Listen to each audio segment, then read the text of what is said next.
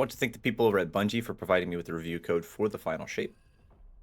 It's hard to put into words what Destiny as a franchise has meant to me. Nearly 10 years ago, I embarked on a journey with my ghost into this world, and to think here in the year 2024, the Light and Darkness saga is finally coming to an end. After the very poor reception to Lightfall after arguably one of their best expansions in The Witch Queen, Bungie had their backs up against the wall and had to deliver arguably the most important one narratively in this franchise's history.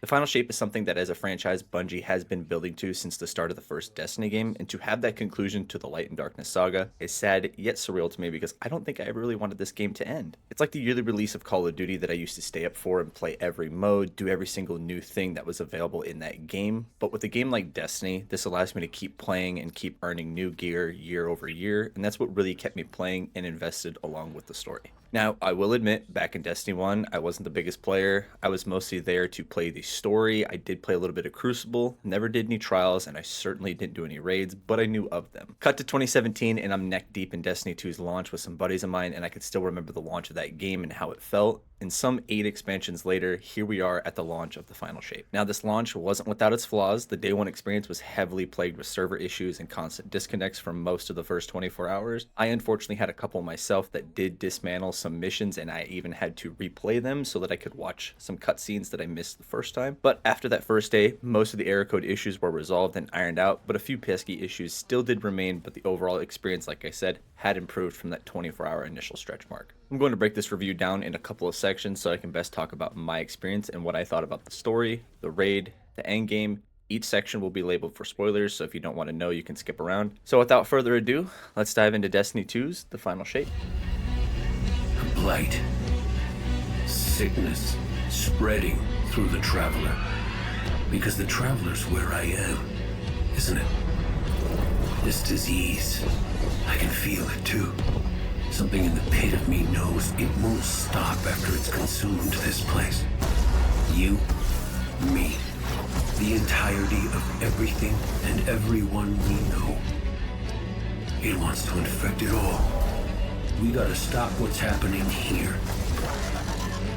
Now. Before it's too late.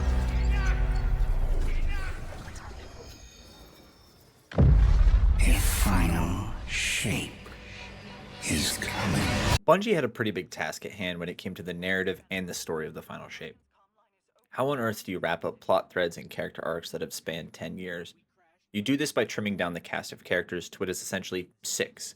Zavala, Ikora, Crow, us, Cade, and the big bad, the Witness. And I'm really glad they trimmed the characters down and the cast of characters this time, because these main characters are ones that have been with us since the start, and it would feel kind of wrong to not have them be a focal point of the narrative and the plot of this expansion. While the start of this expansion can seem a little slow at times, as the first mission has you going through the Traveler's Portal into the Pale Heart, and towards the end of the mission is when we get access to Prismatic, which is the new subclass for this expansion. This new subclass basically throws all your preconceived notions of what classes and builds used to be, because now we have the ability to mix and match classes and abilities from other subclasses and match them together. Prismatic was something, while I was excited for on paper, I really had to get my hands on it before I made a verdict, because I wasn't sure if this was something that was going to be viable to use or just some gimmick to run around and be cool. It took me maybe all of 30 seconds to come to the conclusion that this shit is absolutely busted on Hunter, and I don't think I'm ever going to take it off. The fact that I can run combination blow, dodge, and that dodge freezes everyone in the area,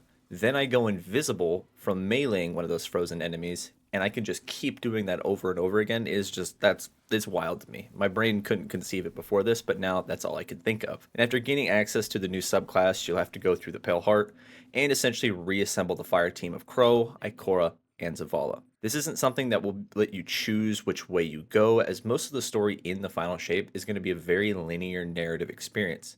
And the game will actually yell at you and give you a big pop-up if you do leave the Pale Heart, because they intend for it to be played in a single sort of stretch straight through. At first, I really wasn't sure how I felt about the story spending half of its runtime to getting the band back together, but as these missions went on more and more, I realized why they were doing these things. Each of these characters was tempted by the Witness with either knowledge, power, or salvation. Uldren tempted by his old life he had. I won't spoil what the quest sequence for Zavala entitles, but that one especially hit me pretty hard, because this is the first time we've heard Zavala since Lance Reddick's passing last year. And it really bums me out, but Keith David, I think, did a pretty good job considering the circumstances. Zavala plays an incredibly important part to the Final Shape's narrative, and it's a damn shame that Lance couldn't be here to see it through. I used to think I'd give anything to bring you back.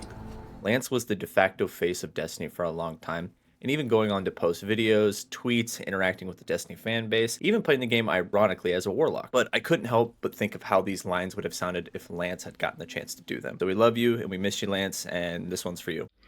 They assassinated your last leader, cleaned out your daddy's ship, while he wrote fan fiction about them and promptly fucked off to let you pick up the pieces. The only reason I didn't bring them here is because they casually began wielding the darkness to clap ass in new ways. All I have to do to make them end you is to tell them you have a fancy new gun, or that Eris can make you into one. Once you do get the fire team assembled, you are treated with one of the best cutscenes in the game and the expansion as a whole, with all the respective characters sitting around a fire.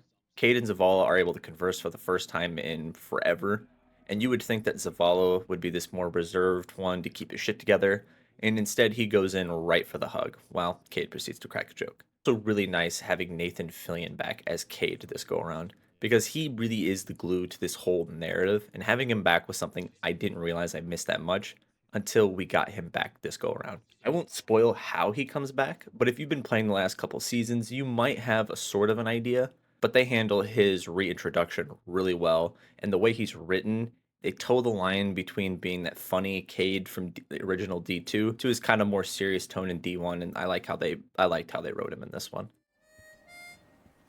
You gotta get better boots, Crow. I could hear you coming a mile away. Now, Aldrin. He could sneak up on a fella.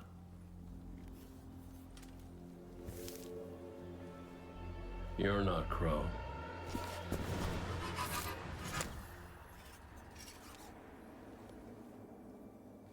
Well, I'll be damned.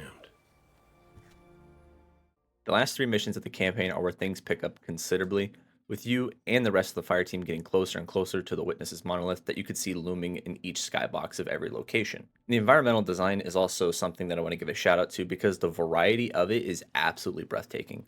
One minute you're in the old tower and parts of the last city streets, and then you're back under the tree of the Silver Wings. Then you're just outside the Great Wall where our ghosts first found us. While this could have easily just been nostalgia bait, and I think it might have been, but they got me, I'll admit that. Walking through some of these areas brought back so many memories from the early days of Destiny 1 and 2. That feeling of discovering something new for the first time, but having it be locations from our past as Guardians was a damn brilliant idea. Each of these missions and locations also took advantage of some form of raid mechanic or another. We have the shield from Vaulted Glass, we have the resonance buff from Val, to name a few, but it never felt like one mechanic was the whole focus of the campaign, which is something that the past couple of seasons and expansions have fallen into. So I like them leaning a little bit more into these raid mechanics. This expansion never felt samey at times. It always felt that whether it was the locations, the activities, or the enemies that we were fighting, they all seemed to be different. One minute we were fighting a Taken, next minute we were fighting Hive, and the next we were fighting Shadow Legion troops. Did I also mention that we got an entirely new enemy faction to go up against? The Dread are a new enemy type that are introduced into the final shape, and hot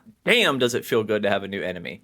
I will say the flying dread bats, whatever those, can eat a dick, and the threaded weavers, those also suck. They're mostly just a bunch of different amalgamations of scions and other creatures from past races that the Witness has captured and done some weird genetic mutation shit. And during the legendary campaign, these enemies are no joke. Like I said, the subjugators, there's ones that can freeze you with stasis, and then there's another that can suspend you with strand.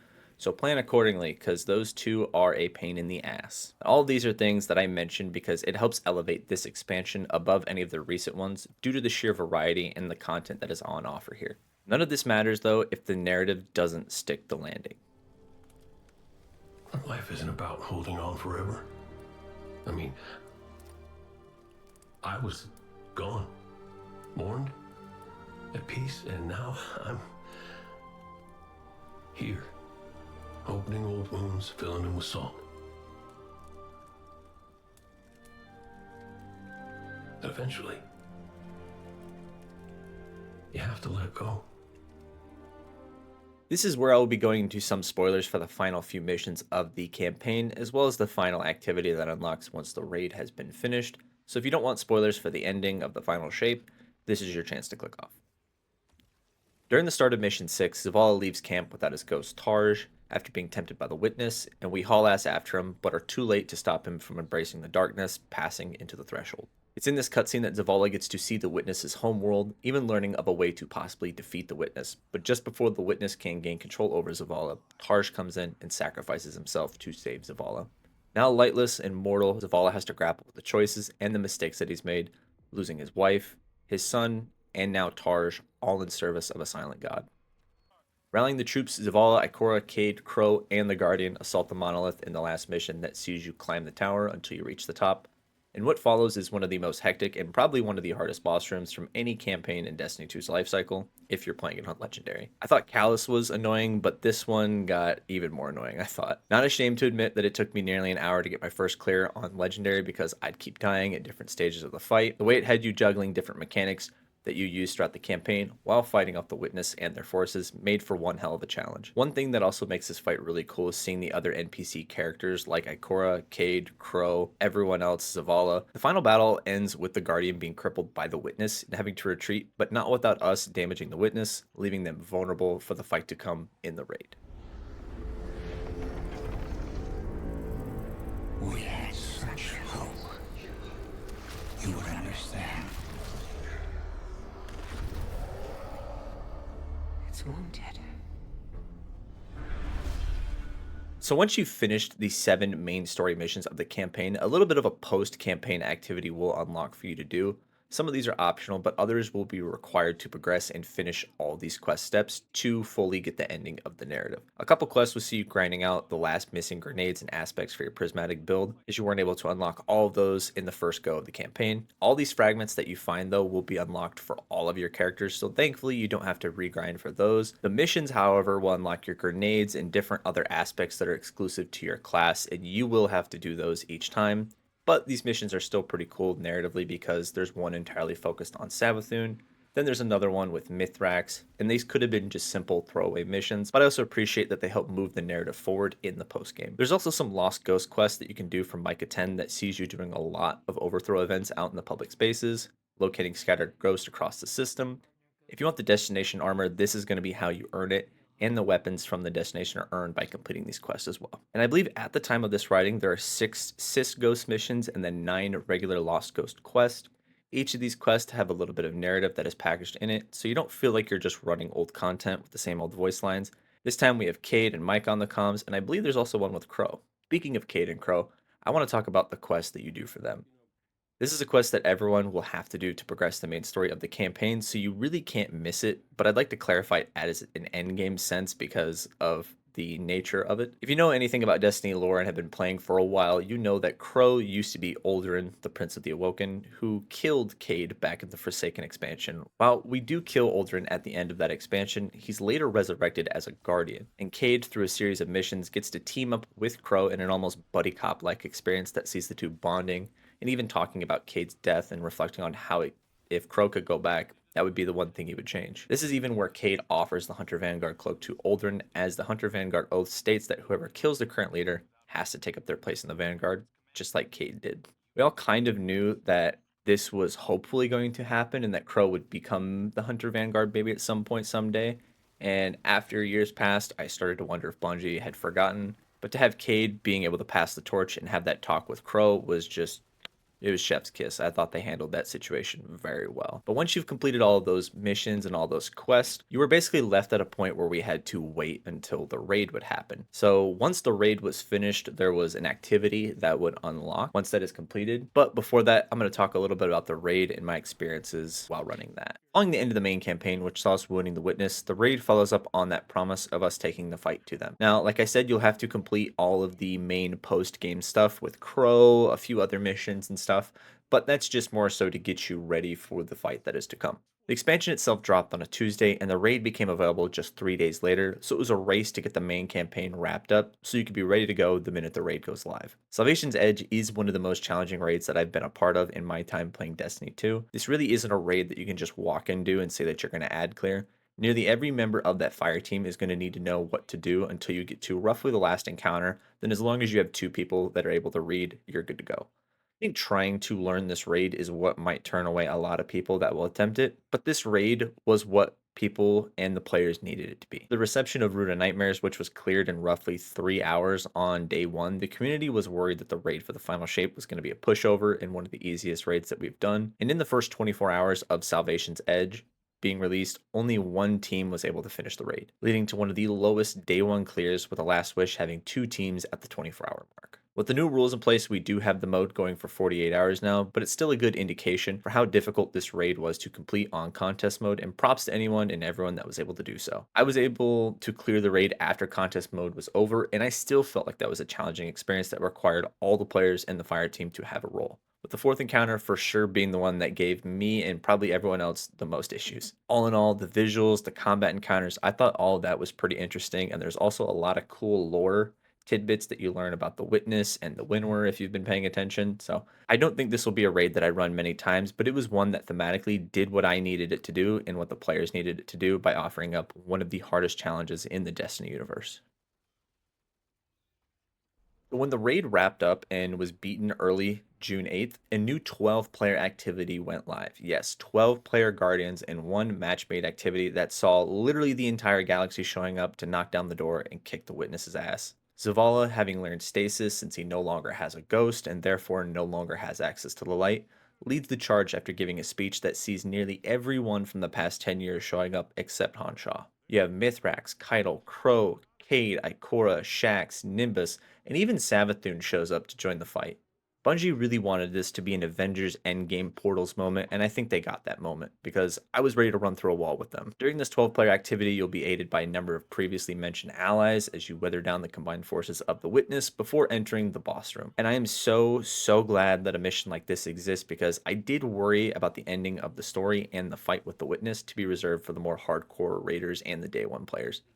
But as long as you've gotten to the quest step 31 of 34 in the final shape, you'll be able to experience the narrative end to the game just like everyone else. I love that in this last fight, nearly every one of our companions are active, with Saint 14 dropping a Ward of Dawn in the middle of the boss room, Nimbus dropping heavy ammo, Shax dropping off a Scorch Cannon, Savathun dropping in allies. It all made this battle feel that much more impactful because our allies were joining and helping us during this fight. After a couple damage phases, all 12 of you will channel your light and emit a giant beam through your ghost at the Witness, defeating them once and for all.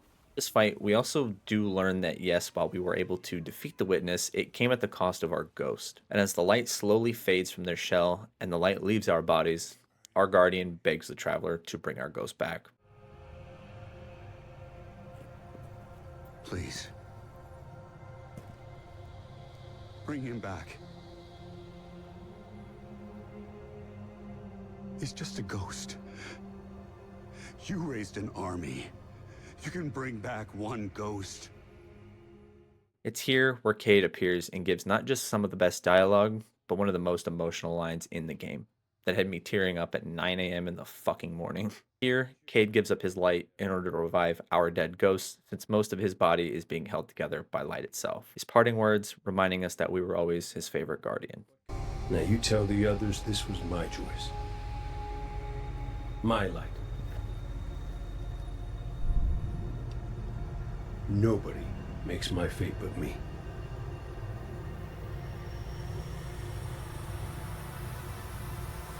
You're my favorite. Don't ever forget that.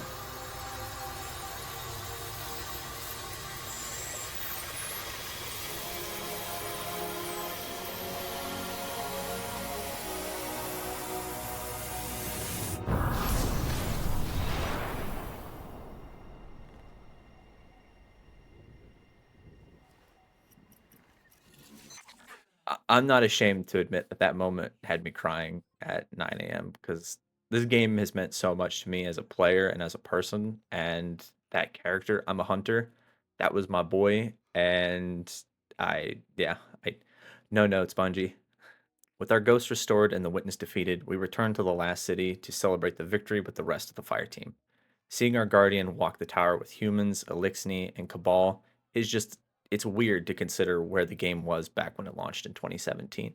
Zavala and Ikora remain part of the Vanguard, with Crow taking up the spot that was left unfilled since Kate's death. Joining the trio, we look up onto the city with a sense of sadness for the ones we've lost, but looking to a brighter yet uncertain future with the defeat of the Witness.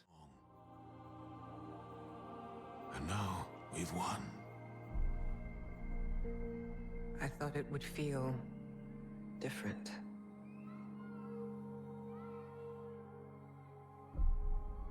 Well, maybe because we haven't celebrated it yet. This section is going to be little end game things you might have missed because there's so many little secrets hidden throughout the Pale Heart, like finding all the regional gold chests, which is a standard for most locations. Then you have these hidden 8 traveler balls that are around the map. Or you can go about unlocking the exotic version of the Kvostov. While you do unlock Prismatic at the tail end of the first mission, you aren't going to have the entire kit for the class. So exploring out in the open is going to net you a couple other chests as well as during some missions. These will contain both light and dark fragments that will help fill out the missing fragment slots that you might have. The exotic class item is also something that was heavily marketed with this expansion, and we haven't seen an exotic class item since the years of Destiny 1. While they work a little different than how they did in Destiny 1, they do function sort of the same way, allowing you to use 2 exotic class perks on one given class item. Currently, I'm farming for ones with Dustfield and Liars, or Heart of Inmost Light and Liars. There's also another one with Caliban's Hand, and then the Strand Grenade one. I'm not Cartera. I'm not gonna bother trying to figure it out. There are a ton of different combos that you can get on these class items, as they do drop with a set pool of random perks for each class item. How you unlock the exotic class item is going to be the part that stops a lot of people from obtaining this item. First, you'll need to complete a full overthrow in each of one of the 3 main sections of the map. And then after you do so, a special hive wizard will appear that you'll need to defeat. After doing all of this, you'll see a bright green beam in the sky that will tell you where to go. And here's where you can start the mission, Dual Destiny. The unique thing about this mission is that you're only allowed to do this mission in a fire team of 2. The reason for this being the entire time you're going to be playing this mission, you and your teammate will need to communicate buffs and symbols that the other can't see. The mission itself is something that I think Bungie did an amazing job on. I've seen a couple people getting upset that they're getting this behind comms or having to play with other people, and you really actually only have to do this one time, and then after the mission's completed, you're actually allowed to unlock an exotic class item just by opening chests within the Pale Heart, and the mission alone only takes 30 to 40 minutes on your first run. So in the end, I think it's perfectly reasonable to ask players to team up, considering the reward and the mission itself was a lot of fun to play. So that is just briefly touching on the post game. I would also consider some of the stuff after the main 7 missions to also be considered in this post game, but I wanted to break them up in the order that you would probably play them as the player. So the post game content for this expansion gets a huge fat W from me, because while the main narrative of the game is going to be the giant chunk that most people will play, what comes after is equally as important. How do you go about keeping the player engaged while still moving the plot and narrative forward in a meaningful way? And the way that Bungie was able to do that for the endgame content is just the cherry on top. If you would have asked people what their favorite expansion or the best Destiny expansion would have been, you'd probably get one of 3 answers: the Taken King, Forsaken, or Witch Queen. But with the release of the final shape, I not only think that this expansion ranks among them, but surpasses them in every way. How the hell does a studio pull off a nearly 10-year running narrative, somehow manages to give a fitting end to a story it's been trying to tell? Look how many shows or movies or TV series go and they end up ruining the ending or screwing it up in some way, shape, or form. Some of the payoffs that we had during these missions were ones that I'd been wishing for and hoping for a long time. I just didn't think they could pull it off. The main story of the final shape was already good, but when you add in the prismatic subclass, you start to see some of the crazy opportunities that might arise. If you ever want to use freezing nades alongside your golden gun, well, now you can. Have you ever wanted to use consecration slam 3 times in a room on your Titan? Well, now you can. You ever wanted to have 4 turrets at the same time with the warlock? Well, now you can. And with the addition of the exotic class items, I think that the build potential and opportunities are only going to get exponentially crazier. The location of the Pale Heart could have just been a giant gimmick, considering it is made up of memories from our past experiences, but it didn't feel like reused, rehashed versions of those areas. The environmental team were able to put their own spin on these locations while still remaining true and familiar to the old locations that inspired them. Post campaign content has been something that kept me busy for nearly 3 to 4 days after finishing the main campaign, and that was with time off and literally playing 6 to 8 hours. They didn't want people to just show up for the story and conclusion and then peace out. The endgame missions and story beats are designed to give you more insight to the world and the traveler post witness. But it was also a nice way to go about unlocking all the location's armor, as well as the weapons, which do have some pretty decent craftable rolls. I'm talking to you, the call.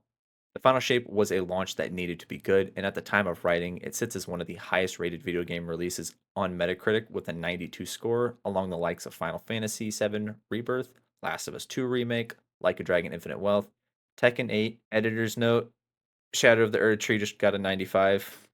God damn it. And many of other great games that were released this year. So I think that it's safe to say this expansion landed in all the right ways that Bungie needed it to, both commercially and critically, but also for the fans and players of this game. Hard to imagine the last time a franchise, like I said, was able to wrap up a 10-year story arc without absolutely fucking it up. Did have a lot of mistakes along the way and mishaps, and believe me, there were a lot. You had the double primary vanilla launch of D2, the terribly short Osiris expansion, then you had the highest of highs with the release of Forsaken and Witch Queen. And when the final shape was delayed nearly 4 months, we all assumed that this meant doom and gloom for the release and it was going to be in rough shape. But Bungie did what Bungie does best, and that's deliver when the pressure's on and their backs are against the wall. That means that all further expansions need to come at a 16 to 18 month cadence, because we can see when given the proper amount of time and dev support, Bungie can cook up one kick-ass expansion. My hope moving forward is that they take the lessons that they learned here when crafting and making this expansion, along with the lessons learned within the delay, and apply it to further and future releases, even if that means waiting just a little bit longer. Bungie has discussed the plans moving forward with the franchise, with 3 episodes launching over the next 12 months, with us currently in the Echoes season. These are meant to be more alternatives to the tried and true seasonal system, but after that, we have the tease of something called Frontiers. If that's another expansion or episodic content, we don't really know just yet. But the future of Destiny 2 and Destiny as a franchise as a whole is looking pretty damn bright to me. If you did enjoy this video, make sure to drop a like, subscribe so you can catch all my reviews and previews coming in the next couple weeks and months. I also just wanted to say thank you for taking the time out of your day if you did make this far, and this has been my review of Destiny 2's The Final Shape. Thank you for watching.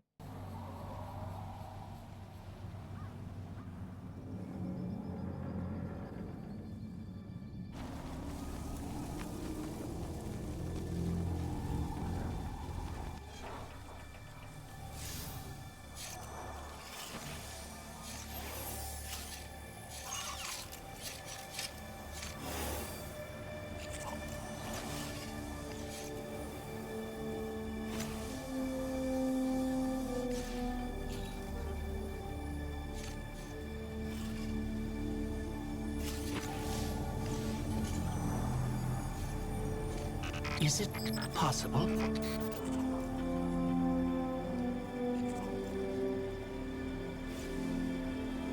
There you are. You don't know how long I've been looking for you.